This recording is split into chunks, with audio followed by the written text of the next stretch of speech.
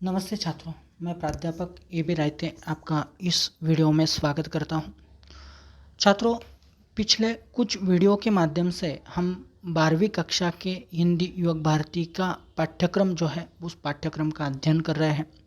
इस पाठ्यक्रम में आने वाले अलग अलग पाठों का अध्ययन करते हुए हम आगे बढ़ रहे हैं। उसमें से हमने कुछ पाठों का अध्ययन किया था। पिछले वीडियो के माध्यम से हमने पांचवा जो पद्य पाठ है उस पद्य पाठ का अध्ययन शुरू किया था। इस पद्य पाठ के 2 विभाग किए गए हैं। उसमें से पहला विभाग जो है गुरुबानी गुरु नानक जी की रचना, उसका अध्ययन हमने पिछले वीडियो के माध्यम से किया, विस्तार से उसे हमने समझ लिया। अब उसी श्रृंखला में उसी पाठ में दूसरा जो विभाग है वह पाठ क्रमांक 5A वृंद के दोहे। इस वृंद जी के लिखे हुए इन दोहों का अध्ययन हमें आज के इस वीडियो के माध्यम से करना है। तो चलिए आज हम पाठ 5A वृंद के दोहों का अध्ययन करते हैं। वृंद जी के दोहों का अध्ययन करने से पहले वृंद जी के बारे में हमें संक्षेप में परिचय करना है। उससे पहले हमने जो पिछले वीडियो में देखा था कि हिंदी साहित्य की विभाजन 4 अलग अलग कालों में किया गया था। भक्तिकाल, आदिकाल, भक्तिकाल, रीतिकाल और आधुनिक काल। इसमें से भक्तिकालीन परंपरा में गुरु नानक जी का साहित्य आता है। उस परंपरा में आने वाले वो कवि थे।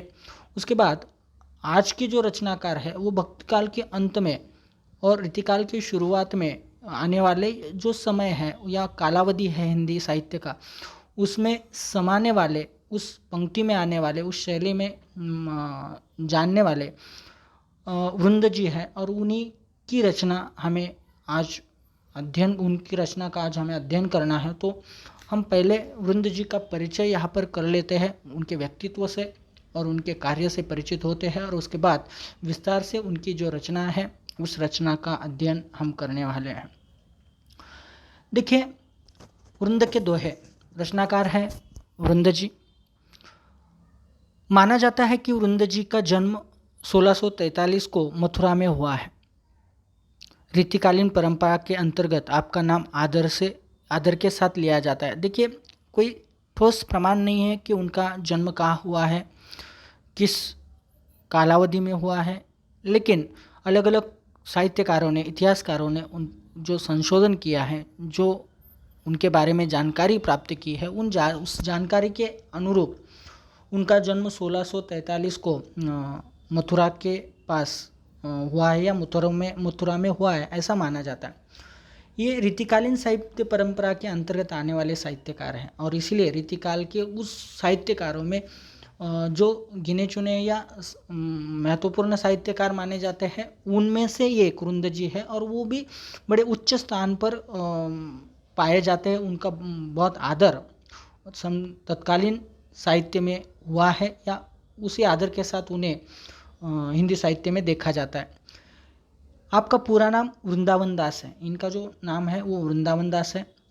आपकी रचनाएं रीतिबद्ध परंपरा में महत्वपूर्ण स्थान रखती है। रीतिबद्ध काल में या रीतिकाल में जो कुछ रचनाएं की है, उसमें से रीतिबद्ध जो परंपरा है, रीतिकाल की ये साहित्य लेखन की शैली है। विशेष रूप में पद्य लेखन की ये शैली है, और विशिष्ट श्रृंखला से साहित्य का सृजन करना, उसमें बहुत सारे नियम है, उन प्रावधानों को मानते हुए साहित्य का सृजन करना होता है। बंधों में बंधकर वो साहित्य लिखा जाता है, तो बहुत मुश्किल हो जाता है। ऐसी मुश्किल रचनाएं वृंद जी ने की हुई है। मतलब ये बहुत महत्वपूर्ण साहित्यकार है और बहुत प्रभावशाली साहित्यकार के रूप में इन्हें रीतिकाल में जाना जाता था। आपके काव्य के विविध प्रकारों में रचनाएं रची है इन्होंने। काव्य के अनेक जो प्रकार हैं, ये सिर्फ छंद या शैली या दोहे इस तरह के नहीं, तो अलग अलग प्रकार जो साहित्य रचनाओं के होते हैं, उन अलग अलग प्रकारों में इन्होंने साहित्य का सृजन किया है, साहित्य का निर्माण किया है। बहुत सारी रचनाएं इन्होंने रची हुई है। 12 मासा में 12 महीनों का सुंदर चित्रण किया है। तो यमक सत्सही में विविध प्रकार के यमक अलंकार का स्वरूप स्पष्ट किया है। इन्होंने 12 मासा का सृजन किया है। 12 मासा मतलब 12 महीने जो होते हैं, 12 मतलब 12 और मासा मतलब महीने। तो हम जो 12 महीने होते हैं, इन 12 महीनों में हर एक महीने के हर एक 30 दिनों के काल की अलग अलग विशेषताएं होती है। हर एक महीने की अपनी अलग अलग परंपराएं हैं हमारे देश में।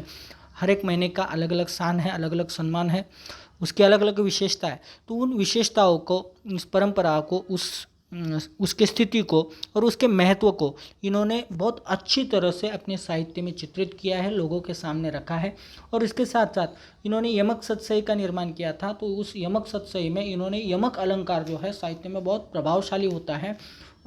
यमक के माध्यम से जो रिदम लय प्राप्त होती है, साहित्य में एक नई ऊर्जा, एक हम कह सकते हैं कि गेयता जो है उसको प्राप्त हो जाती है। और यही यमक अलंकार इन्होंने बहुत सुंदर तरीके से इस यमक सतसई में प्रयुक्त किया है और उसके माध्यम से यमक अलंकार का जो स्वरूप है वो लोगों के सामने लाया है, उसको स्पष्ट किया है।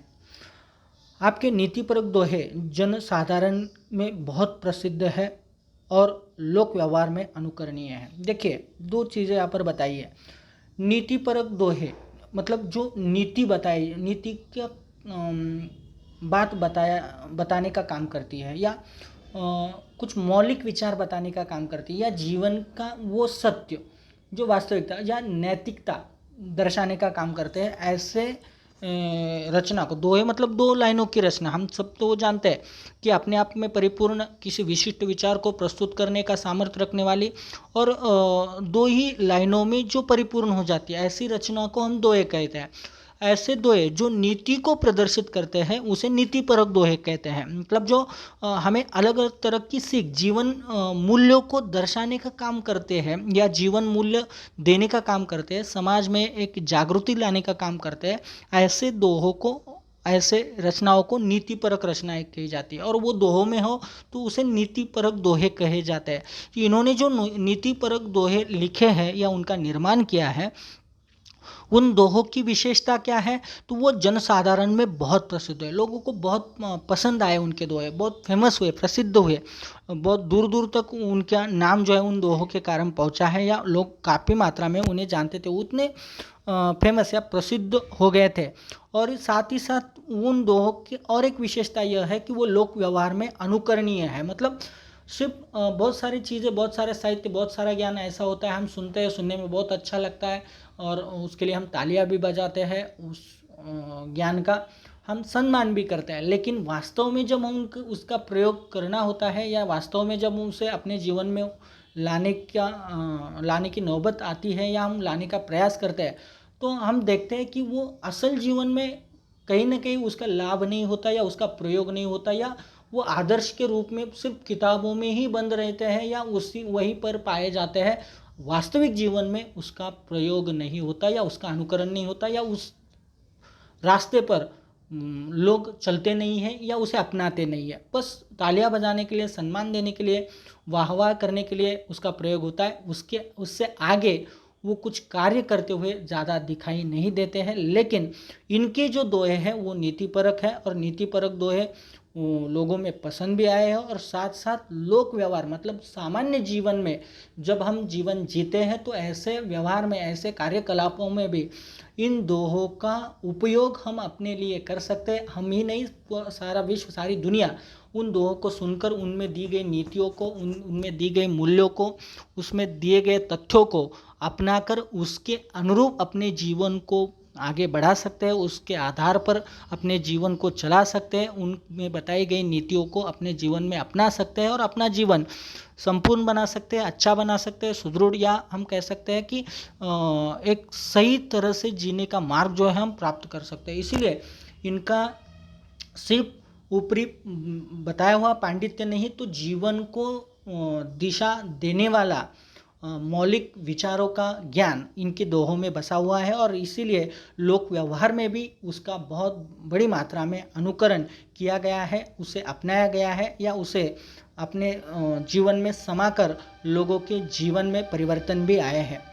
आपकी भाषा सहज, सुंदर तथा लोक भाषा से जुड़ी हुई है। इनकी भाषा जो है वो सहज है, समझने में आसान है, सुंदर, सुनने में अच्छी लगती है, सुंदर है, प्रतिभाशाली है, अच्छी है, तथा लोक भाषा, लोक भाषा हम किसे कहते हैं? जो आम इंसान अपने जीवन व्यवहार को आगे बढ़ाने के लिए सामान्यतः प्रयोग करता है, जो बोलने के लिए या व्यवहार के लिए जिस भाषा का प्रयोजन होता है उसे लोक भाषा कहते हैं। तो साहित्यिक भाषा और लोक भाषा इसमें बहुत ज़्यादा फर्क होता है ऐसा मैं नहीं कहूँगा, लेकिन उसमें कुछ ना कुछ तो फर्क होता है। सामान्यतः हम बोलने में और समझने में आसानी जिस जैसे होती है उस तरह का भाषा उसी तरह की भाषा का प्रयोग हम सामान्य जीवन में या रोज़मर्रा के व्यवहार में प्रचलित या प्रचलन करते हैं या उसका उपयोग करते हैं। लेकिन साहित्य में जब हम देखते हैं तो उच्च कोटि की या आदर्श भाषा हम जिसे कहते हैं या भाषा की उच्चतम जो शैली होती है, श्रेणी होती है, उसका प्रयोजन हम साहित्य सृजन में करते हैं। लेकिन इनकी जो भाषा है वो लोक भाषा से जुड़ी हुई, मतलब आम सामान्य जनों को समझ में आ जाए, लोगों को अपने साहित्य के माध्यम से कुछ समझाने में सफल हो, इस दृष्टि से शायद उन्होंने सृजन किया है रचनाओं का। इसलिए इनकी रचनाओं की जो भाषा है वो लोक भाषाओं से जुड़ी है, उससे काफ़ी नज़दीक है और इसके कारण लोगों को समझने में सहज, सरल और आसान है और अच्छे से लोग समझते हैं और उसके अनुरूप अपने जीवन में कुछ परिवर्तन भी, उनके द्वारा बताए गए परिवर्तन भी करते हुए लोग दिखाई देंगे। आपकी भाषा में ब्रज तथा अवधी भाषा के भी शब्दों की बहुत बहुलता देखी जाती है। तो हिंदी की जो अलग अलग बोलियां हैं, ब्रज है, अवधी है, खड़ी बोली है, इस तरह की अलग अलग बोलियां हैं। इन खड़ी बोलियों में इन भाषाओं में, उपभाषाओं में या बोलियों में अलग अलग तरह के शब्द भंडार हैं, अलग अलग तरह के शब्द हैं जो इन्होंने अपनाए हैं और इन साहित्य सृजन में इन अलग अलग बोलियों से लिए गए शब्दों का प्रयोग जो है वो किया है और इसीलिए इनकी भाषा काफ़ी अच्छी, सुंदर और आकर्षक बन जाती है। आपके द्वारा दिए गए दृष्टांत आपकी भाषा के साथ साथ भाव और कथ्यों को भी प्रबोधपादक बना देती है। इन्होंने जो नीतियाँ बताई है, जो कुछ विचार बताए, जो कुछ वो कहना चाहते हैं अपने साहित्य के माध्यम से, उसको कहते समय या बताते समय उन्होंने जो दृष्टांत दिए, दृष्टांत का अर्थ होता है यहाँ पर उदाहरण, जो कुछ उदाहरण दिए हैं अपनी बात को प्रूव करने के लिए, साबित करने के लिए या उसे पुष्टि देने के लिए, उस बात को सही तरह से लोगों तक पहुँचाने के लिए जो उदाहरण, एग्जाम्पल्स हम कहते हैं, जो दृष्टांत दिए हैं वो भी बहुत सुंदर है, अच्छे हैं और उन्हीं के माध्यम से उनकी जो विचार है और सशक्त रूप में लोगों के सामने प्रस्तुत होते हैं और इसीलिए ये दृष्टांत के कारण उनकी भाषा के साथ साथ उनका भाव और कथ्य भी, मतलब साहित्य का वो जो भाव होता है, वो भाव और कथ्य मतलब उसकी स्टोरी, कथा, उसकी जो शैली या उसका वो पूरा जो ढांचा है वो एक तरह से लोगों पर प्रभाव जो है निर्माण करने की क्षमता रखता है, लोगों को अपनी ओर खींचता है, आकर्षित कर देता है। इतना सुंदर या अच्छा साहित्य इन्होंने अपने जीवन में निर्माण किया है। तो ऐसे ही साहित्यकार हैं, इनका निधन 1723 में हुआ है। तो इस तरह के ये गिने चुने रीतिकालीन परंपरा के महानतम रचनाकार के रूप में, साहित्यकार के रूप में या कवि के रूप में इन्हें जाना जाता है। देखिए, इन्होंने अपने जीवन में जो कुछ साहित्य सृजन किया है उसमें से कुछ प्रमुख कृतियों के नाम यहाँ पर हमारे सामने दिए हैं, जैसे वृंद सत्सई, समेत शिखर छंद, भाव पंचाशिका, पवन पच्चीसी, हितोपदेश संधि, यमक सत्सई, वचनिका, सत्य स्वरूप आदि। इतने सारे साहित्य का सृजन, इन जैसे साहित्य का सृजन इन्होंने अपने साहित्यिक जीवन में किया है। बहुत बड़ी मात्रा में साहित्य सृजन का कार्य वृंद जी ने अपने जीवन में किया हुआ हमें इन सभी रचनाओं को देखकर पता चलता है। जो साहित्य आज हम पढ़ने वाले हैं, जिस विधा में है, जिसको हम दोहा कहते हैं, तो इस विधा का परिचय यहाँ पर दिया है कि क्या है दोहा विधा, किसे हम दोहा विधा कहते हैं। संक्षेप में पहले आपको मैंने बता दिया था कि 2 लाइनों की रचना जो अपने किसी विशिष्ट विचार को स्पष्ट करने में सक्षम होती है, ऐसे को हम दोहा कहते हैं। उसकी विस्तृत वर्णन यहाँ पर दिया है कि हम दोहा किसे कह सकते हैं। दोहा ये साहित्य रचना रीतिकालीन काव्य परंपरा में या रीतिकालीन काव्य परंपरा में दोहा छंद का अपना विशिष्ट स्थान है, उसको बहुत महत्व है। या उस काल में इसका बहुत सम्मान हुआ है। इस काल में इस शैली में या इस साहित्य के स्वरूप में रूप में बहुत सारा साहित्य सृजन किया गया है। दोहा छंद कई कवियों का प्रिय छंद रहा है। कई सारे, वृंद जी ही नहीं, उनके साथ साथ बहुत सारे साहित्यकार या कवि रह चुके हैं जिन्होंने दोहों के रूप में साहित्य सृजन किया है। मतलब दोहा बहुत ही लोकप्रिय साहित्य प्रकार रहा है या साहित्य की विधा रही है, और इसीलिए बहुत सारे कवियों ने इसे अपनाया है और लोगों तक पहुंचने में आसान भी रही है, और इसीलिए ये साहित्य प्रकार बहुत लोकप्रिय हुआ है। दोहा अधर्मसम मात्रिक छंद है। दोहा अर्धसम मात्रिक छंद है। दोहे के प्रत्येक चरण के अंत में लघुवर्ण आता है। यहाँ पर देखिए उसकी विशेषताएं बताई गई है।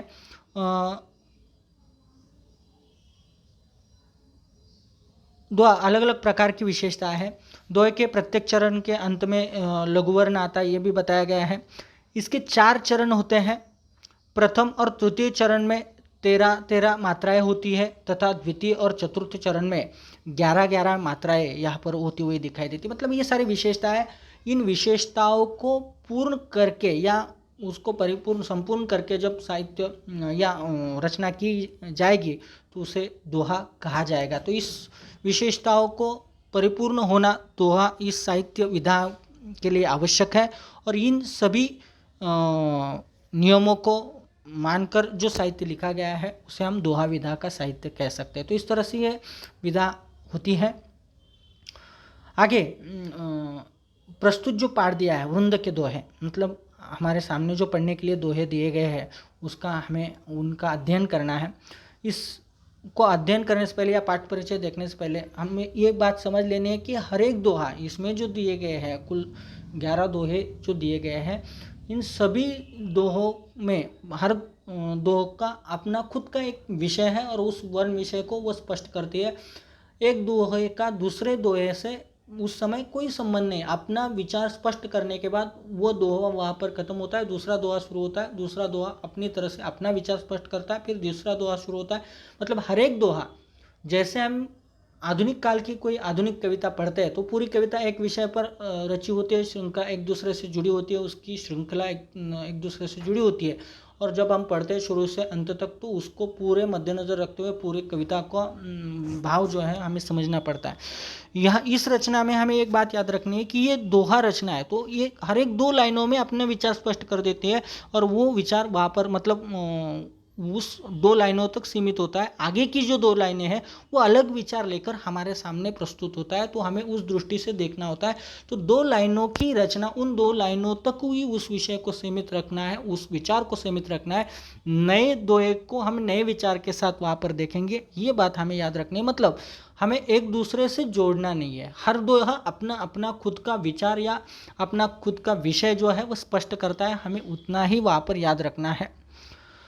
प्रस्तुत जो दोहे हैं, इन दोहों में कवि वृंद ने कई नीतिपरक बातों की सीख दी है। नीतियों की या नीति मूल्य हम जिसे कह सकते हैं, या मौलिक जो बातें हैं या जीवन को सही रास्ते पर लाने वाले जो विचार होते हैं, मौलिक विचार होते हैं, उसे नीति कहा जाता है। तो ऐसे नीति बताने वाली जो बातें होती हैं, नीतिपरक बातें हम कहते हैं उसे, उन नीतिपरक बातों को इन दोहों के माध्यम से हमारे सामने प्रस्तुत करने का काम वृंद जी ने किया है। वृंद जी कहते हैं, विद्या रूपी धन की विशेषता यह होती है कि वह खर्च करने पर भी बढ़ता जाता है। उन्होंने पहले दोहे में भी ये विचार स्पष्ट किया है कि विद्या एक ऐसा धन है जो खर्च करने पर भी बढ़ता जाता है, ये उसकी विशेषता है। आंखें मन की सच झूठ बातें बता देती है। हमारी जो आंखें होती है उन आँखों में ऐसी सच्चाई होती है, मतलब हमारे अंदर या हम अपने मुंह से या हमारे व्यवहार से हम चाहे कैसे भी व्यवहार करें या कैसे भी अपने जीवन को दर्शाने की कोशिश करें या अपने विचारों को दर्शाने की कोशिश करें, लेकिन सच जो होता है वो सच हमारी आँखों के माध्यम से बाहर आ ही जाता है। या आँखें जो होती है वो हमारी सच्चाई जो है, हमारे हृदय की सच्चाई जो होती है, हमारे अंदर बसी हुई जो सच्चाई है वो दर्शाने का कार्य कर देती है, या वो कभी भी एक तरह से झूठ नहीं बोलती, या झूठ उससे नहीं बोला जाता। एक तरह से आंखें ऐसा काम करती है। वही बात उन्होंने कही है कि आंखें मन में बसी हुई सच और झूठ की जो बातें हैं वो बताने में सक्षम होती है, वो अपने आप में ही परिपूर्ण है। आगे देखिए, जितनी चादर हो मनुष्य को उतने ही पाँव फैलानी चाहिए। ये भी महत्वपूर्ण बात है। मनुष्य के पास जितनी क्षमताएं होती है उसी हिसाब से मनुष्य का वर्तन होना चाहिए, उसी हिसाब से मनुष्य ने अपने जीवन को आगे बढ़ाना चाहिए। बिना क्षमता के, बिना गुण के अगर हम अपने क्षमता से ज़्यादा कुछ करने की कोशिश करते हैं तो शायद हमें मुसीबत झेलनी पड़ सकती है, हमें परेशानियां उठानी पड़ सकती है, तकलीफ सहनी पड़ सकती है और अपमान भी सहना पड़ सकता है। इसीलिए हमारी क्षमताओं को, हमारी स्थितियों को पहचानें और उसी के हिसाब से अपने जीवन को आगे बढ़ाने की कोशिश कीजिए, जीवन को जीने की कोशिश कीजिए। ये बताने की कोशिश यहाँ पर उन्होंने की है। आगे के दोहे में व्यवहार में कपट को स्थान नहीं देना चाहिए। ये भी महत्वपूर्ण बात है। हम जब व्यवहार करते हैं तो, और आज के इस युग में तो इस चीज़ को, इस दोहे या इस नीति को अपनाना बहुत ही आवश्यक हो गया है। क्योंकि आज की इस दुनिया में हम चारों ओर जब देखेंगे तो जो व्यापार चलता है या जो कुछ दुनिया भर में कार्यकलाप चल रहे हैं उसमें हमें कई जगह पर अवसर देखने को मिलता है कि बहुत सारी बुराइयाँ या असत्य जो है या कपट जो है उसमें घुस गया है। लोगों को फंसाने का, डुबाने का कार्य बड़ी मात्रा में किया जा रहा है। कोई नीति का सहारा नहीं लेता, सच और झूठ का कोई फायदा नहीं है। सिर्फ कुछ फायदे के लिए, तत्कालीन फायदे के लिए लोग दूसरों को फंसाने का काम करते हैं, डुबोने का काम करते हैं, कपट करते हैं। तो उसके कारण जो अहित होता है उसका, वो तो खैर वो झेल जाता है, या उसका जो बुरा होता है उसे तो वो सहना पड़ता है, लेकिन जो करने वाला होता है उससे भी आगे चलकर उसकी हानि जो है वो झेलनी पड़ती है या पड़ेगी।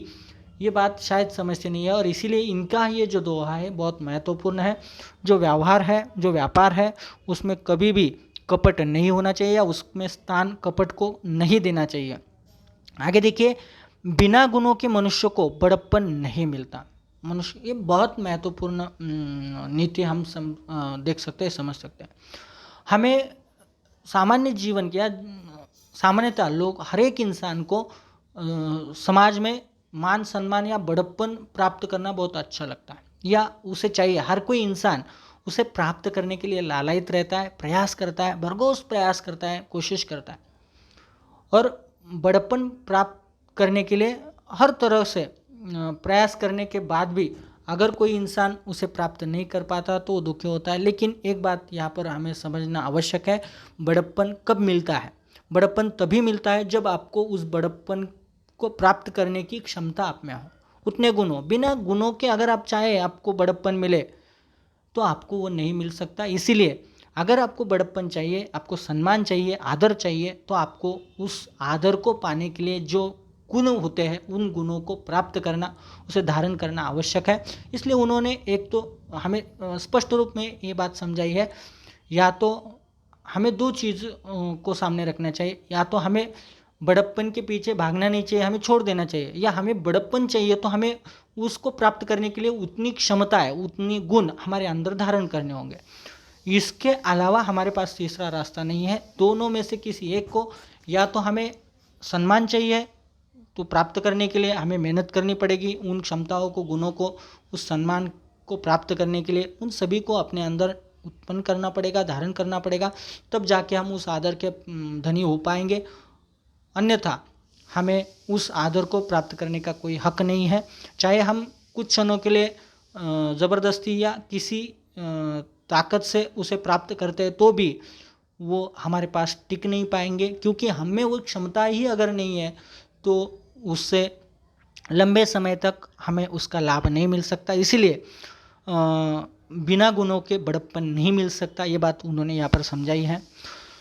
आगे देखिए, दुष्ट व्यक्ति से उलझने पर कीचड़ हम पर भी उड़ता है। दुष्ट व्यक्ति जो है उस पर उसके साथ हमें नहीं उलझना चाहिए, यही उनको बताना है। अगर हम ऐसा करते हैं, दुष्ट व्यक्ति के संगति में या दुष्ट व्यक्ति के साथ लड़ते हैं या उसके साथ झगड़ते, जो कुछ करते हैं, उसका प्रभाव वो तो ठीक ही है, वो तो दुष्ट ही है, लेकिन उसका प्रभाव जो है वो हम पर भी पड़ता है, दुष्परिणाम जो है वो हमें भी भुगतना पड़ता है।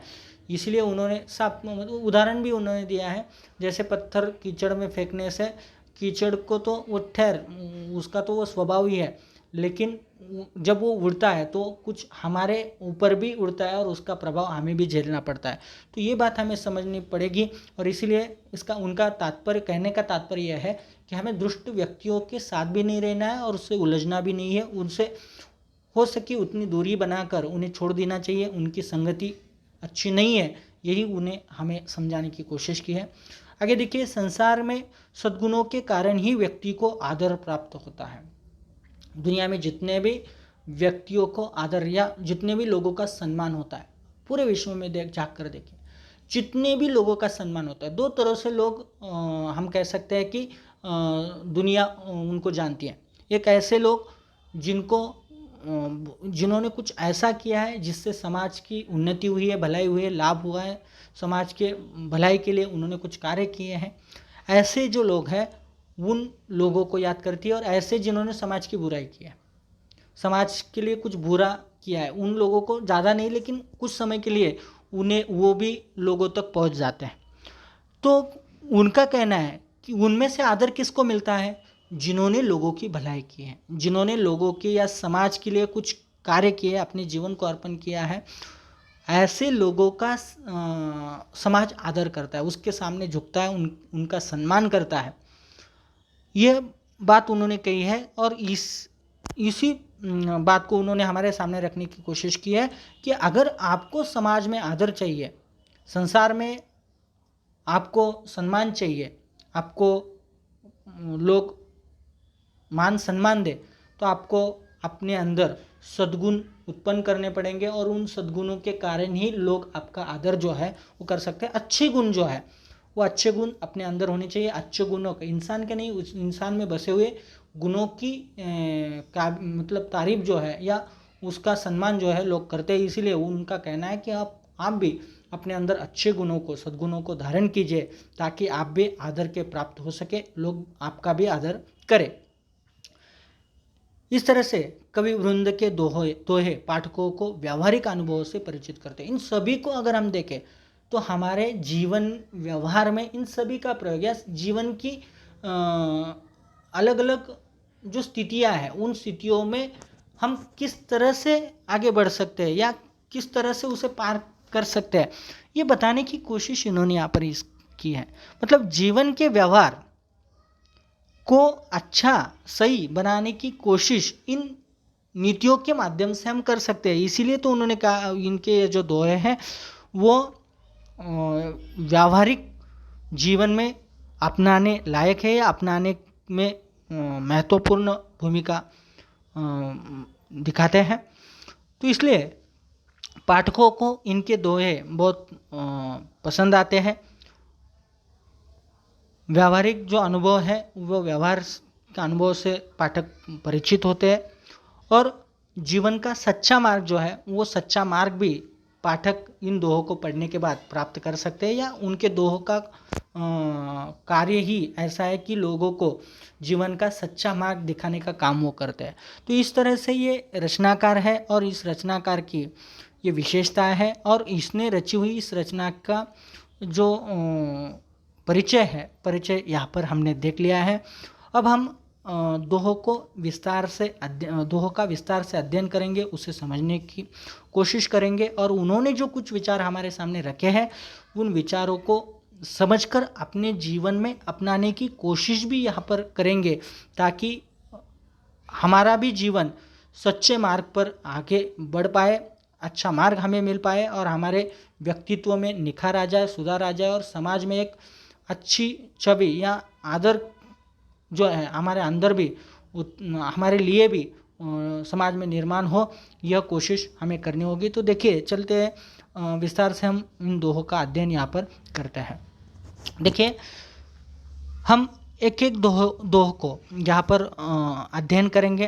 पहला जो दोहा देखिए, सरस्वती के भंडार की बड़ी अपूर्व बात, सरस्वती के भंडार की बड़ी अपूर्व बात, जो खर्चे त्यों त्यों बढ़े बिन खर्चे घटी जात, जो खर्चे त्यों त्यों बढ़े बिन खर्चे घटी जात।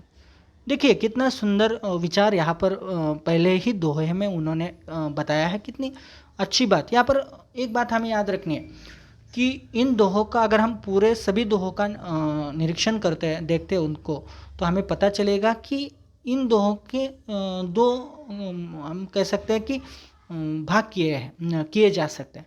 इसमें से पहला जो भाग है, मतलब पहली जो लाइन है, उन्होंने अपने मुख्य विचार को या जो कुछ नीति उनको बतानी है, उस नीति को बताने की कोशिश उसने पहले भाग में, मतलब पहले पंक्ति में, पहले लाइन में, आधे दोहे में बताई है। और बचे हुए आधे दोहे में या बची हुई दूसरी पंक्ति में सामान्यतः इन्होंने अपने नीति को स्पष्ट करने के लिए, अपने विचार को पुष्टि देने के लिए, अपने विचार को आधार देने के लिए उदाहरण देने का काम किया है। और उदाहरण देकर उन्होंने अपनी नीति को और ज़्यादा या अपनी नीति या अपने विचार को सही किस तरह से ये दर्शाने की कोशिश की या अपने विचार को स्पष्ट करने की कोशिश इन्होंने यहाँ पर किया। उदाहरण भी बहुत सुंदर है, सहज है और व्यवहार में पाए जाने वाले हैं और हमें समझने में आसान है, ऐसे उदाहरण उन्होंने दिए है। मतलब हर नीति, एक नीति और एक नीति के लिए एक उदाहरण आगे देकर उन्होंने अपने विचार को स्पष्ट करने की कोशिश की। बहुत सुंदर और सरल शैली है ताकि हम अच्छे से उसे समझ पाए। यही उद्देश्य रखकर शायद इन्होंने ये रचना जो है या ये दोहे जो है हमारे सामने रखे हैं। पहले दोहे में उन्होंने क्या कहा है, सरस्वती के भंडार की बड़ी अपूर्व बात। सरस्वती, सरस्वती मतलब क्या, सरस्वती, माँ सरस्वती, या हम जिसे विद्या की देवी मानते हैं। तो ये सरस्वती के भंडार, भंडार का अर्थ होता है कोश, भंडार का अर्थ होता है कोश। कोश अलग अलग प्रकार के होते हैं, जैसे धन का कोश होता है या कपड़ों का कोश होता है, शब्दों का कोश होता है, ऐसे अलग अलग तरह का होता है, उसे हम कोश या भंडार कहते हैं। जहाँ पर हम किसी वस्तु या किसी प्रकार की वस्तु का संचयन कर सके, रख सके, ऐसी जगह को हम भंडार कहते हैं। तो ये भंडार किसका है, सरस्वती का जो ज्ञान है, सरस्वती का भंडार है। ये भंडार सरस्वती का है, मतलब किसका है, ज्ञान का है। सरस्वती किसकी देवी है, विद्या की देवी है, ज्ञान की देवी है। तो सरस्वती का जो भंडार होगा वो किसका भंडार होता है, ज्ञान का भंडार होगा। और इस ज्ञान के भंडार की बड़ी अपूर्व बात, इस भंडार की कैसी बात है, अपूर्व। अपूर्व मतलब अनूठी, अपूर्व, आश्चर्यचकित करने वाली बात। क्यों आश्चर्यचकित करने वाली बात है, ये उन्होंने आगे बताया। जो खर्चे त्यों त्यों बढ़े बिन खर्चे घटी जात। जो खर्चे, खर्चे का अर्थ होता है खर्च करना।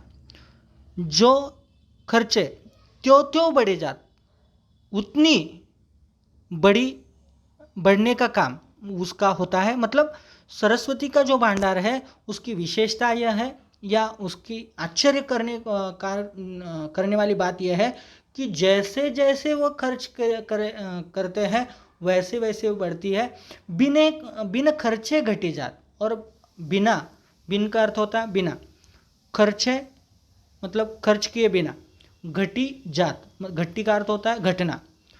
तो खर्च किए बिना अगर हम उस भंडार को रखेंगे तो वो सामान्यतः घट जाती है, घट जाती है मतलब कम हो जाती है। अब यहाँ पर अपूर्व ये चीज़ या ये शब्द जो है वो प्रयुक्त किया है। अपूर्व मतलब अनूठी, अपूर्व मतलब कुछ अलग।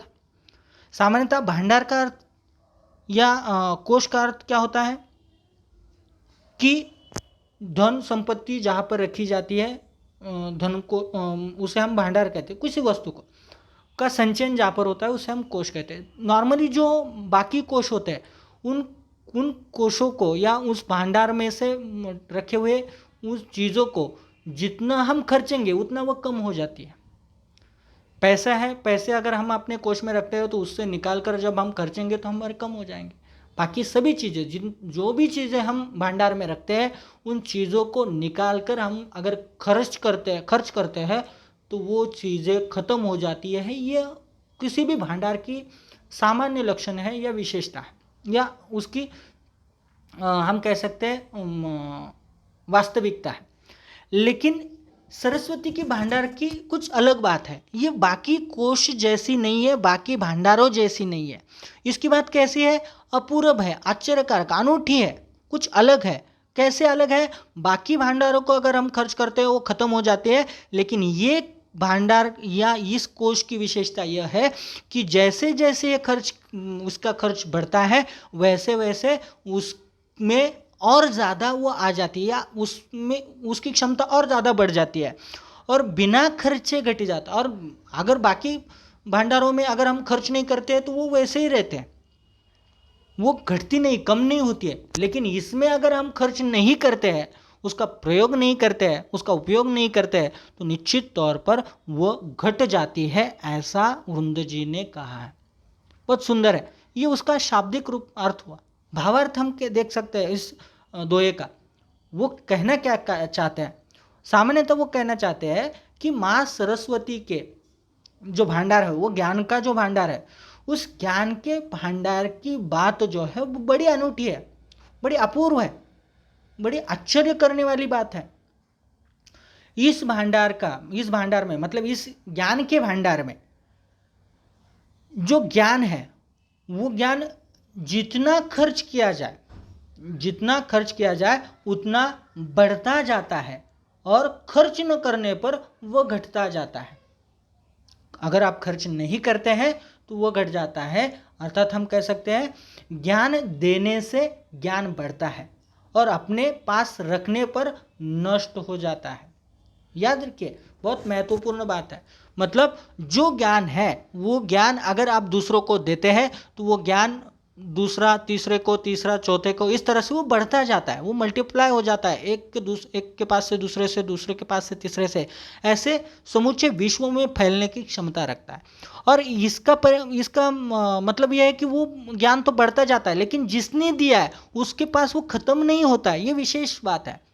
उसकी बदले और ज़्यादा बढ़ जाता है, या उसकी क्षमता और ज़्यादा मजबूत हो जाती है। अगर उसने किसी को दिया है तो वो एक बार उसे और याद करता है, मतलब उसमें बढ़ोतरी हो जाती है, वो ज्ञान और ताज़ा हो जाता है।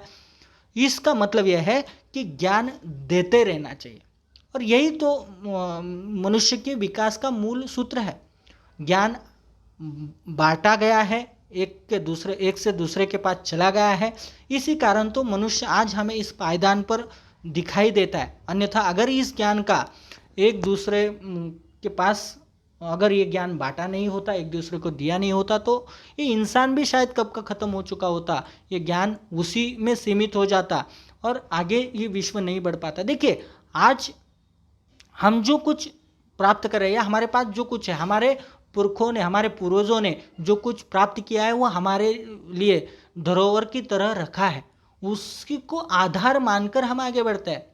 न्यूटन ने जो कुछ बेसिक साइंस हमारे सामने रखा था, उसके आधार पर आगे का साइंस जो है वो बढ़ा है। इसी तरह से वो जो ज्ञान है जो पहले प्राप्त हुआ है वो आगे बढ़ता है तो वो और दूसरे के पास चला जाता है। तो इसका मतलब यह है कि इसमें बढ़ोतरी ही होती जाती है। लेकिन अगर कोई चीज़ किसी के पास है और उसने उसी के अंदर रखी, दूसरों को नहीं दी, तो वो ज्ञान वहाँ पर खत्म हो जाएगा, वो नष्ट हो जाएगा। वही आश्चर्य करने वाली बात है बाकी भंडारों से और बाकी कोशों से। सरस्वती के भंडार की बात यही अलग है। बाकी कोश जो है वो जैसे खर्च हो जाते हैं वो खत्म होते हैं, लेकिन ये कोश ऐसा है, ये भंडार ऐसा है कि जितना खर्च करोगे उतना बढ़ोगे, जितना ज्ञान दोगे उतना ज्ञान बढ़ेगा, उतना ज्ञान फैलेगा, उतना जीवन अच्छा होगा। उन्होंने हमें नीति क्या समझाई है, इसके माध्यम से उन्होंने हमारे सामने यही नीति या यही विचार रखा है कि हमें ज्ञान बांटना चाहिए। हमारे पास जो कुछ है, हमें जो सीख मिली है, हमारे पास जो भी ज्ञान है, जो भी अनुभव है, हमें उसे दूसरों को देना चाहिए। जिनको ज़रूरत है उनके पास पहुंचाना चाहिए। वो हमारा कर्तव्य है, या हमें वो करना चाहिए। यही सबसे महत्वपूर्ण सीख उन्होंने हमें दी है। और हमारे पास जब आएगी, मतलब हमारे पास जो नहीं है वो हमें दूसरे के पास से लेना चाहिए, लेकिन जितना हमारे पास है हमें उसे दूसरों को देना चाहिए, जिनके पास वो नहीं है, जिनको ज़रूरत है। यही ज्ञान बांटने का काम, ज्ञान दान करने का काम हमें करना चाहिए। यही सीख, यही नीति उन्होंने पहले दोहे में हमारे सामने रखने की कोशिश की है। बहुत सुंदर और अच्छा विचार इस दोहे के माध्यम से उन्होंने हमारे सामने रखा है। आगे देखते हैं, दूसरे दोहे की ओर हम बढ़ते हैं। नैना देत बताए सब, यो को हेत अहेत, जैसे निरफल आरसी, जैसे निर्मल आरसी, भली बुरी कह देत। नैना देत बताए सब, यो को हेत अहेत, जैसे निर्मल आरसी, भली बुरी कह देत। यहाँ पर भी बहुत सुंदर विचार, बहुत सुंदर नीति यहाँ पर उन्होंने हमारे सामने रखी है। हम पहले शाब्दिक अर्थ यहाँ पर देखते हैं, फिर उसका भावार्थ जो है वो देखेंगे। वृंद जी कहते हैं, देखिए नैना, नैने का आँख होते हैं, नैना का अर्थ होता है आँखें। आँखें, नैना देत बताए सब, आँखें जो है वो सब बता देते हैं, या नैना आँखें जो है वो हमारे मन में बसी हुई बातों को बताने का काम जो है वो करती है। देत बताए सब, हमारे अंदर जो बसा है वो बताने का काम करती है। ये को हेत अहेत, ये को मतलब मन के अंदर या हृदय के अंदर, हेत अहेत या अच्छी बुरी जो चीज़ है हमारे अंदर जो है, हेत अहेत अच्छी बुरी जो कुछ बातें बसी हुई है हमारे मन में, जो कुछ अच्छा बुरा है या जो कुछ भी विचार है, वो दर्शाने का, दिखाने का काम हमारी आंखें करती है। नैना देत बताए सब, ये को हेत अहेत, अंदर बसी हुई अच्छी बुरी या जो कुछ भी बातें हैं वो बताने का काम आंखें करती है। कैसे, उसका उदाहरण दिया उन्होंने। जैसे निर्मल आरसी, भली बुरी कही देते। जैसे निर्मल आरसी, आरसी जो है स्वच्छ, निर्मल का अर्थ होता है स्वच्छ, आरसी का अर्थ जो होता है वो होता है आईना। स्वच्छ आईना जो होता है, निर्मल आईना जो होता है, वो आईना क्या कर देता है, भली बुरी कह दे। तो सामने कोई भी जाए, छोटा जाए, बड़ा जाए, गरीब अमीर, कोई भी जाए, कितना भी ताकतवर जाए, वो जिस जैसा है वैसा दिखाने का काम आईना करता है। आईना अपनी सूरत दिखाता है, जो जैसी है, अच्छी हो, बुरी हो, भली हो, सही हो, गलत हो, कैसी भी हो, वो कोई भेद नहीं करता, वो कुछ भी नहीं छुपाता, जो है वो दिखाता है। वही उसका कार्य है, वही उसका कर्तव्य है और वही काम वो करता है।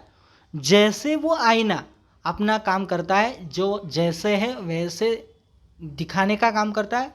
स्वच्छ निर्मल आरसा होना चाहिए। आरसा ही अगर गंदा है, उसमें ही कुछ दिख नहीं रहा है, तो फिर वो कुछ नहीं होगा। लेकिन स्वच्छ यहाँ पर कहा है, निर्मल आरसी या स्वच्छ आईना जो होगा, वो आईना आपको आपकी सच्चाई आपके सामने लाकर खड़ी कर देगा, वो दर्शाने का काम करेगा। उसी तरह से आपकी आंखें भी होती है, उसी आईने की तरह। जो आईना आपकी छवि आपको दिखाता है जैसी है वैसी, उसी तरह से आपकी आंखें आपके मन को दिखाती है, आपके हृदय को दिखाती है। कैसे है आपका मन, कैसे है आपका हृदय, क्या है आपके अंदर, कितना अच्छा है, कितना बुरा है, ये आपकी आंखें दर्शा देती है, दिखा देती है। और स्वाभाविकता लोगों को पता चल जाता है कि आपकी आंखों में क्या बसा है। आप कुछ सच बोल रहे हैं, कुछ झूठ बोल रहे हैं, कुछ छुपा रहे हैं, कुछ गलती कर रहे हैं, क्या कुछ है। आपकी आंखें जो है आपके हृदय को, आपके मन को बयां कर देती है। वो काम जो है आपकी आंखें कर देती है, आरसे की तरह। आरसा जैसे कुछ नहीं छुपाता, उसी तरह से आंखें कुछ नहीं छुपाती। चाहे मुंह कुछ भी कहे, चाहे आपका व्यवहार कुछ भी कहे, चाहे किसी तरह का वर्तन आपका रहे, लेकिन आंखों से सच्चाई छुप नहीं सकती। आपके हृदय की जो कुछ बातें हैं वो आंखों के माध्यम से लोगों के सामने आ ही जाती है। यही उन्होंने यहाँ पर बताया। देखिए भावार्थ वो क्या कहना चाहते हैं इस दोहे के माध्यम से। आंखें ही मन की सारी अच्छी बुरी बातों को व्यक्त कर देती है। यही महत्वपूर्ण बात है। आंखें जो होती है ना, हमारे हृदय में बसी हुई, हमारे मन में बसी हुई जो कुछ भी अच्छी बुरी, हेत अहेत, अच्छी बुरी जो कुछ भी बातें हैं, उन बातों को व्यक्त करने का काम करती है। कैसे करती है? जैसे स्वच्छ आईना अच्छे बुरे को बता देता है। जिस तरह से निर्मल आरसी जो है स्वच्छ आईना होते हैं, वो स्वच्छ आईना आप का आपकी परछाई आपके व्यक्तित्व को आपके सामने रख देती है, उसी तरह से आपकी आंखें भी आपके व्यक्तित्व को, आपके मन को, आपके हृदय को लोगों के सामने खुला कर देती है, लोगों को बता देती है। यही उन्होंने बताया, मतलब आंखें कभी झूठ नहीं बोलती, ऐसा उनको कहना है। या आपके व्यक्तित्व का परिचय जो है आपकी आंखों के माध्यम से लोगों को पता चल जाता है, कैसे भी हो या आप कितना भी दिखावा करने की कोशिश करें, लेकिन आंखों के माध्यम से वो छुप नहीं सकता। ये उन्होंने यहाँ पर समझाने की कोशिश की है। तो ये भी बहुत सुंदर दोहा है और बहुत अच्छी बात या बहुत अच्छी नीति इन्होंने हमें समझाई है। और इसके लिए जो आईने का उदाहरण दिया है वो भी बहुत महत्वपूर्ण है, समझने में आसान है। आगे बढ़ते हैं, देखिए आगे का जो दोहा है, अपनी पहुँच बिचारी के कर्तव्य करिए दौर, अपनी पहुँच बिचारी कई कर्तव्य करिए दौर, तेते पाव पसारिए जेती लांबी सौर। यहाँ पर भी बहुत सुंदर ऐसा विचार उन्होंने यहाँ पर रखा है। और ख़ास करके हम लोग जो आज के युग में अपनी क्षमताओं को, अपनी स्थितियों को बिना समझे ही हमेशा कुछ न कुछ करने की कोशिश करते हैं, उनके लिए तो बहुत सही सीख यहाँ पर इस दोहे के माध्यम से वो देना चाहते हैं। वो क्या कहना चाहते हैं? अपनी पहुँच विचारी, पहुँच का अर्थ होता है क्षमता, सामर्थ्य। अपनी जो पहुँच है उस पहुँच को समझिए, अपनी क्षमता को समझिए, अपने सामर्थ्य को है जो है वो समझिए, क्या है आपके अंदर, कितनी क्षमता है, कितनी प्रतिभा है, क्या सामर्थ्य है। वो समझने के बाद उसके बारे में सोचिए, विचार कीजिए। कर्तव्य करिए दौर, कर्तव्य का अर्थ होता है कार्य। सोच विचार करके, क्षमता को समझ करके, अपनी स्थिति को समझ करके, सामर्थ्य को समझ करके कार्य को संपन्न या कार्य को हाथ में लीजिए।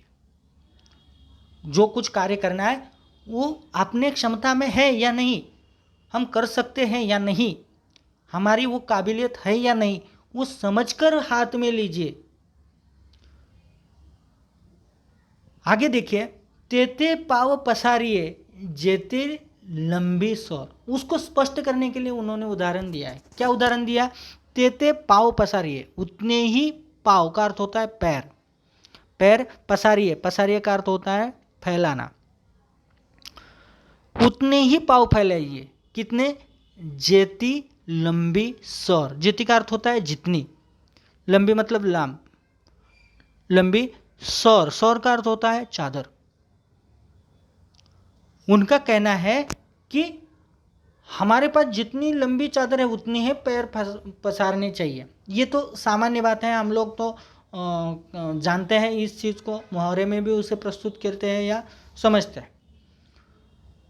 तो जितनी बड़ी हमारी चादर है उतने ही पैर फैलाने चाहिए। इस उदाहरण के माध्यम से वो किस विचार को पुष्टि देना चाहते हैं कि अपनी क्षमता को समझकर उस क्षमता के अनुरूप ही कर्तव्य कीजिए, अन्यथा चादर से आगे पैर निकल जाएंगे। अगर पैर आप ज़्यादा फैलाएंगे, चादर आपकी छोटी है और पैर ज़्यादा फैलाएंगे तो पैर चादर से बाहर निकल आएंगे। उसी तरह से आपके क्षमता के विपरीत या क्षमता से ज़्यादा किसी कार्य को आप हाथ में लेते हैं तो उसका परिणाम यह होगा कि वो कार्य आपसे संभला नहीं जाएगा, वो जिम्मेदारी आप परिपूर्ण नहीं कर सकते, या वो कार्य आप पूरा नहीं कर पाएंगे। और उसका परिणाम ये हो जाएगा कि आपको हानि सहनी पड़ सकती है, आपको अपमान सहना पड़ सकता है, लोगों से आपको कुछ अलग अलग तरह के अपमान सहने पड़ सकते हैं। तो इसका मतलब यह है कि ये सभी अगर आपको नहीं झेलना है, मीन्स परिस्थिति में नहीं फंसना है, आपका मजाक नहीं बनने देना है, तो आपको आपकी क्षमताओं को पहचानना होगा और उसके अनुरूप ही आपको अपने कार्य जो है वो हाथ में लेने चाहिए, या उसी तरह से आपके कर्तव्य को आगे बढ़ाना चाहिए। ये उन्होंने यहाँ पर समझाया है।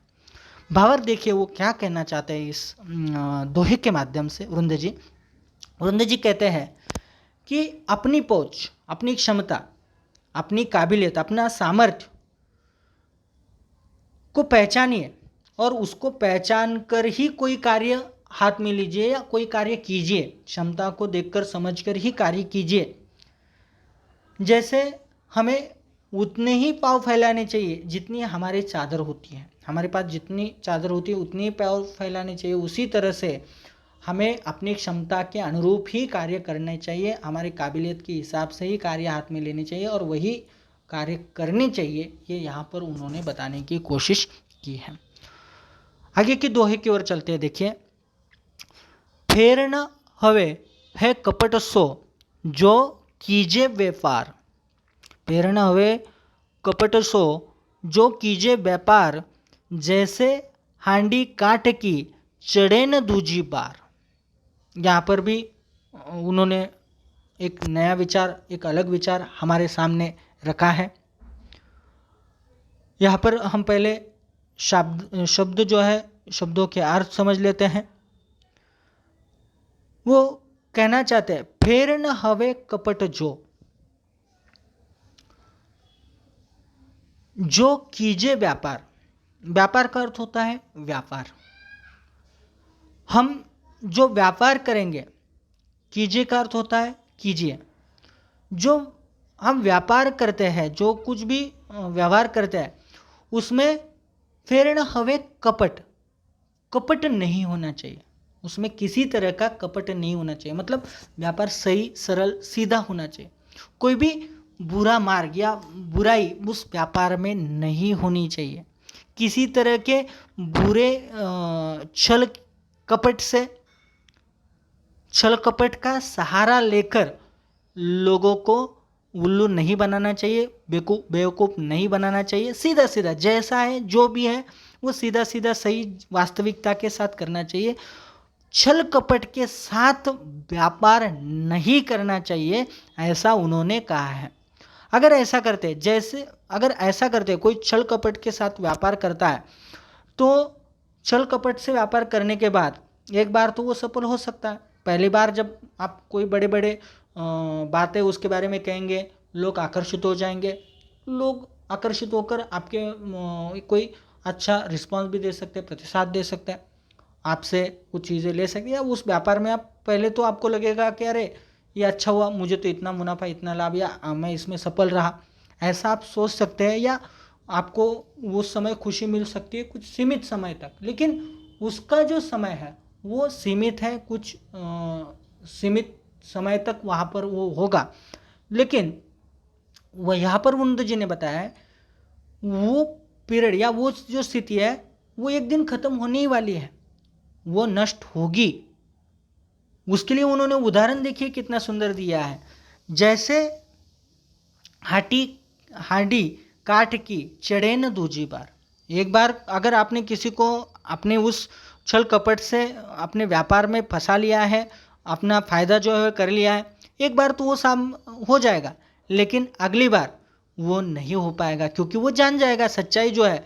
जब पहली बार उसने वो देखा या समझा, वो किया, उसके माध्यम से उसको सच्चाई पता चल गई है, तो वो अगली बार आपके इस छल कपट में नहीं आएगा। जैसे लकड़ी एक बार आग पर चढ़ती है तो ठीक है, एक बार चढ़ेगी तो ठीक है, लेकिन बार बार अगर उसको आग पर चढ़ाया जाए तो उस लकड़ी की जो मतलब वो जो हांडी है, वो हांडी टिक नहीं पाएगी, वो जल जाएगी, क्योंकि वो लकड़ी पहली बार में ही जल जाती। पहली बार में जब वो हांडी को चढ़ाया जाएगा ना जाल में, तो निश्चित तौर पर वो जल जाएगी, तो अगली बार वो रहेगी ही नहीं। वो हांडी जो है लकड़ी की वो रहेगी ही नहीं अगर आप आग में चढ़ाएंगे तो। उसी तरह से किसी छल कपट से आप व्यापार करेंगे तो पहली बार जो कुछ जिसके साथ आप व्यापार करेंगे, पहली बार तो ठीक है कि आप कि वो उस बहकावे में आ जाएगा, लेकिन जब उसे सच्चाई का पता चल जाएगा तो वो आपको अगली बार कोई फ़ायदा नहीं देगा या आपके व्यापार में आपको लाभ नहीं देगा। तो ऐसा व्यापार लंबे समय तक नहीं चल पाएगा। इसलिए व्यापार अगर करना है तो बिना छल कपट के सही तरह से, सच्चे तरह से करना चाहिए, ये यहाँ पर उन्होंने बताया है। देखिए इसका भावार्थ क्या है। वृंद जी कहना चाहते हैं यदि आप व्यापार करते हैं तो व्यापार में छल कपट का सहारा न ले, सीधा सीधा व्यापार होना चाहिए, कोई छल कपट न हो। छल कपट से किया गया व्यापार ग्राहक को आपसे दूर ले जाता है, क्योंकि पहली बार जब वो आपके पास आता है बड़ी आशा से उम्मीद से आपकी बातों पर विश्वास रख के आपके पास आया, आपने जो कुछ बताया उस पर विश्वास रखा, उन्होंने वो चीज़ जो है वो आपसे ली, और जिस चीज़ को आपने कहा था उससे लेते समय वो अगर सिद्ध नहीं हुई, साबित नहीं हुई, उसका फायदा नहीं हुआ, तो वो ग्राहक आपसे दूर चला गया। मतलब उसे पता चल गया कि इससे अब ये लाभ नहीं होगा, तो वो आपसे दूर चला जाएगा। जैसे हम लोग देखते हैं कि कुछ ऐसे चीज़ें होती है, जैसे कुछ ऐसे आज सामान्य उदाहरण हम ले सकते हैं, मार्केट में ये अमुक अमुक ऐसे हेयर ऑयल लगाने से 8 दिन में आपके सिर पर बाल आ जाएंगे। तो अब दुनिया में ऐसी कोई औषधि अभी तक तो नहीं आई है कि 8 दिन में आपके सिर के उजड़े हुए बाल, चले गए हुए बाल आपके सिर पर आ जाएंगे। तो इस तरह से पहली बार कोई वो ऐड देखकर या उसका विज्ञापन देखकर वह उस व्यापार के तरीकों को अपनाते हैं, जब पहली बार कोई आकर्षित हो जाता है वो ले आता है, लेकिन जब वो 8 दिन प्रयोग करता है और उसे नहीं आता है तो अगली बार जाएगा नहीं, गलती से भी नहीं जाएगा। यही तो वरुण जी हमारे सामने रखते हैं कि छल कपट नहीं करना चाहिए। छल कपट अगर आप करेंगे तो वो जो ग्राहक है वो ग्राहक आपसे दूर चला जाएगा। उसके लिए उदाहरण जो दिया था, लकड़ी काठ की जो हांडी है वो आग पर एक ही बार चढ़ती है, बार बार नहीं, क्योंकि लकड़ी पहली बार में ही जल जाती है। जब वो जाल आग पर चढ़ाई जाती है तो वो जल जाती है, फिर अगली बार चढ़ने के लिए वो बचती ही नहीं है, तो वो हम बार बार उसे आग पर नहीं चढ़ा सकते। इसी तरह से व्यापार सही तरह से, सच्ची तरह से, अच्छे मार्ग से, नियमों के अनुरूप और समाज में भलाई हो, ग्राहकों की भलाई हो, इस तरह से बिना कपट के करना चाहिए, यह बताने की कोशिश यहाँ पर वृंद जी ने इस दोहे के माध्यम से किया है। इस तरह से इस वीडियो में हम यहाँ पर ही रुकते हैं। अगले वीडियो में हम बचे हुए जो दोहे हैं उनका अध्ययन जो है वो करेंगे। यहाँ पर रुकते हैं। धन्यवाद।